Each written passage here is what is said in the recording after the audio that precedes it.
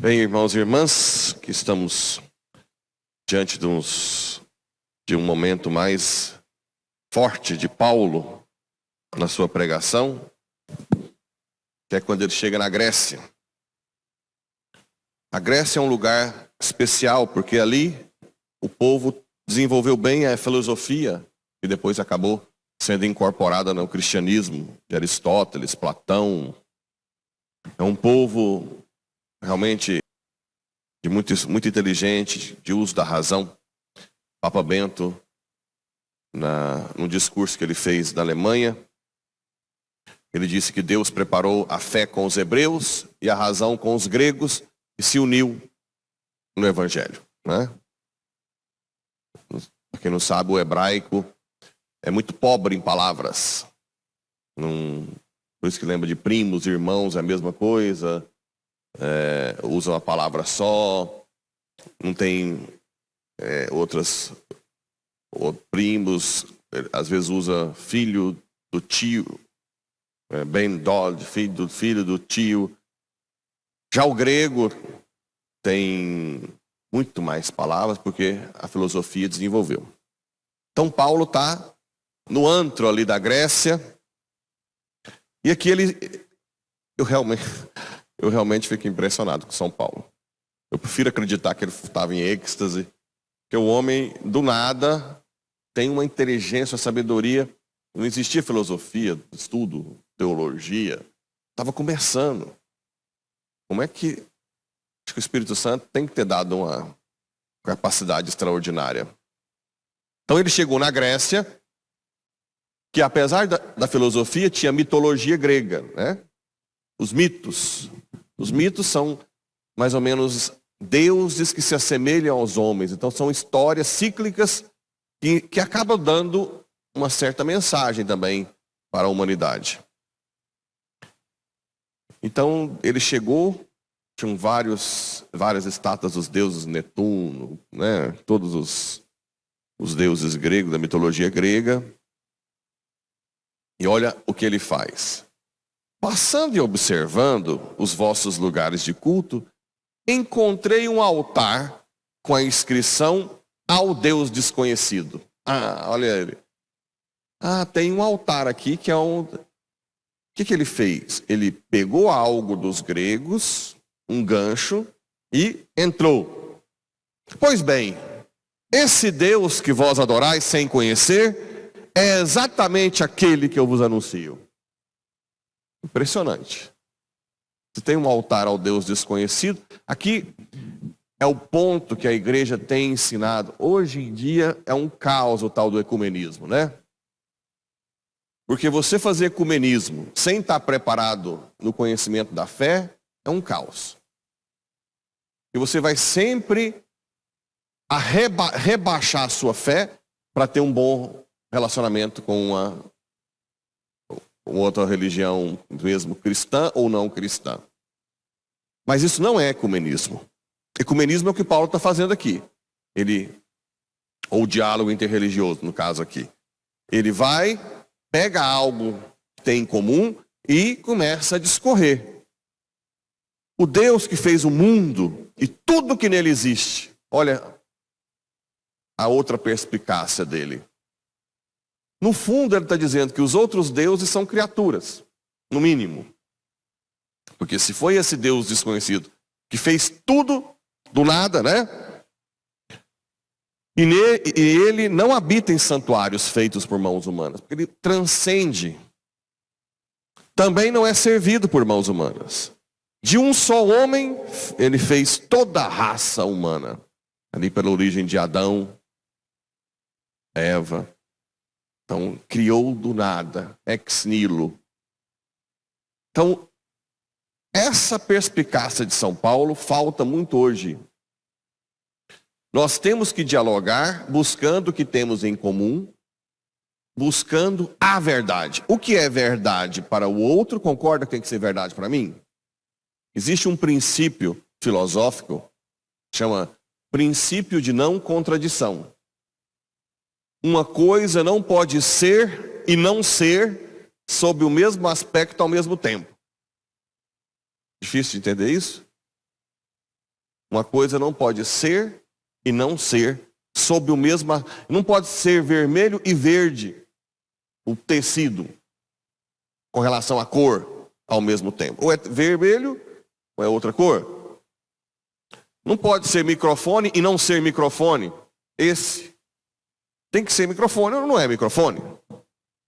Esse é o princípio de não contradição. Então, nesse princípio, a verdade que é para mim tem que ser verdade para o muçulmano, tem que ser verdade para o hinduísta, tem que ser verdade para o protestante.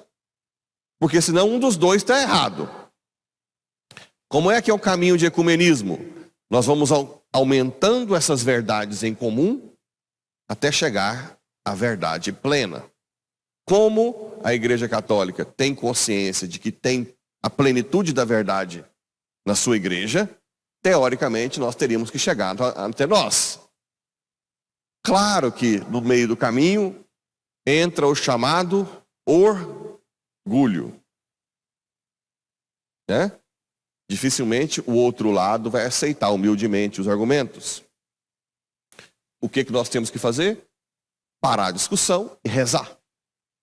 Lembra? Eu falei ontem que não somos o protagonista da conversão?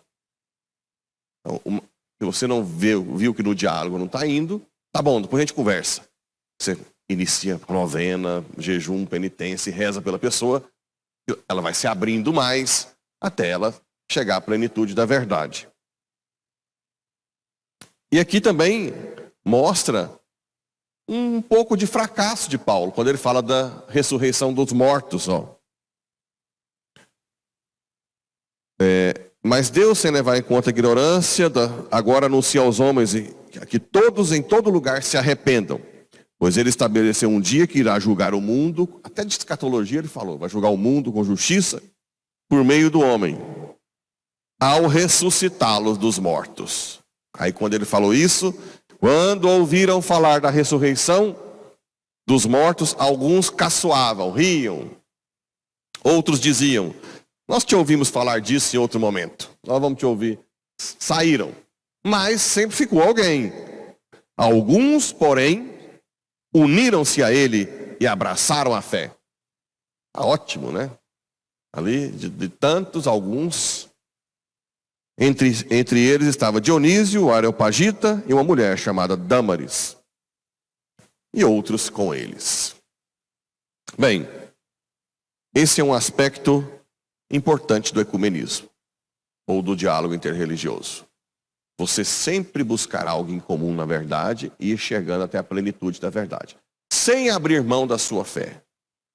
Não é ecumenismo você ficar cirando a cirandinha. O padre Pablo com o pastor Taú, mais o outro da Umbanda. Não, nós somos todos amigos. Ninguém, não vamos tocar no assunto.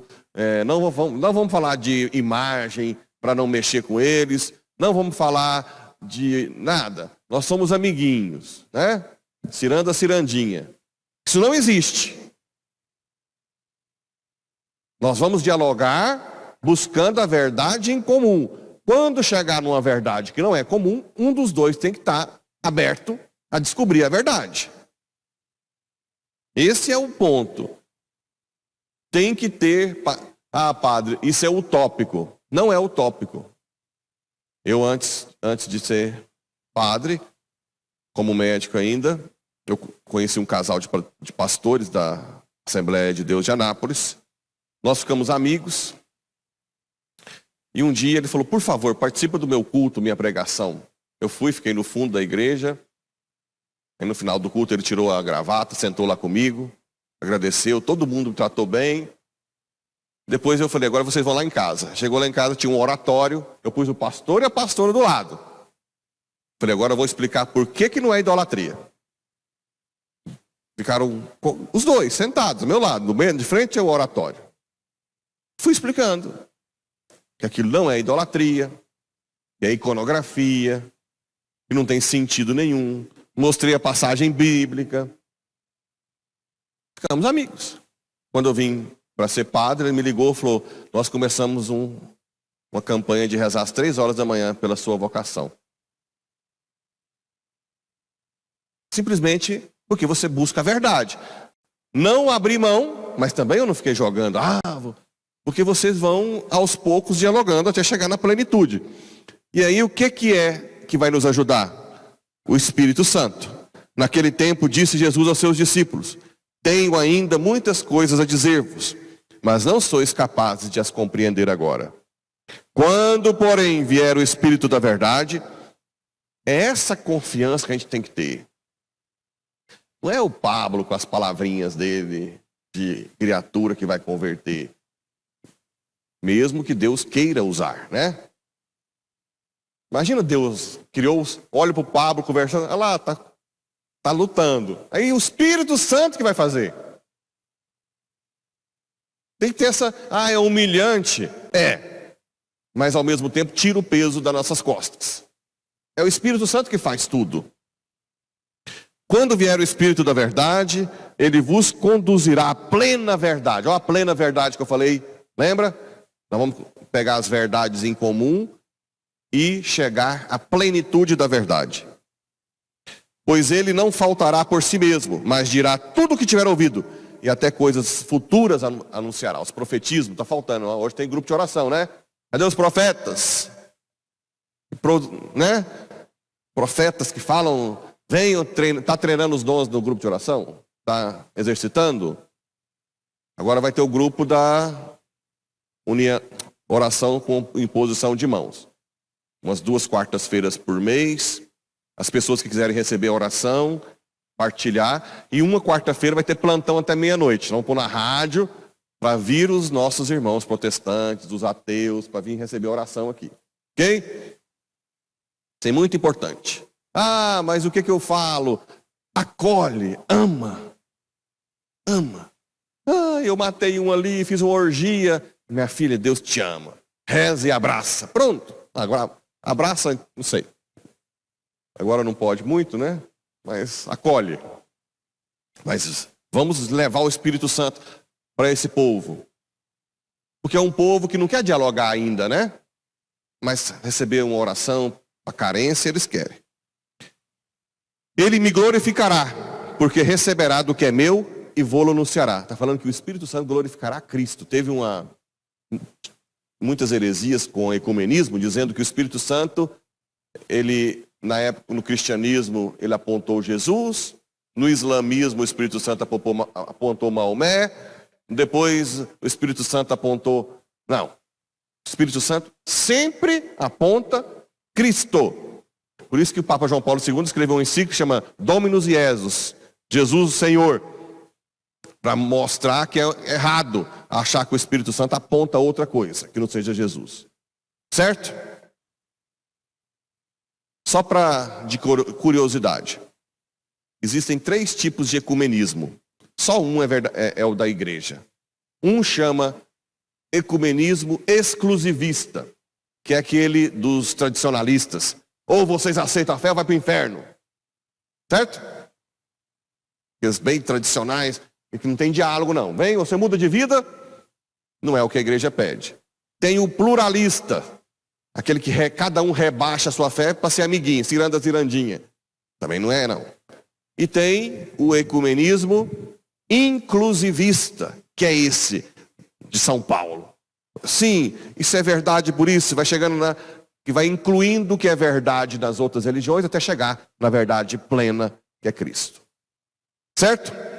Que Deus nos ilumine para cada vez mais atrair esse povo de fora, de outras, né?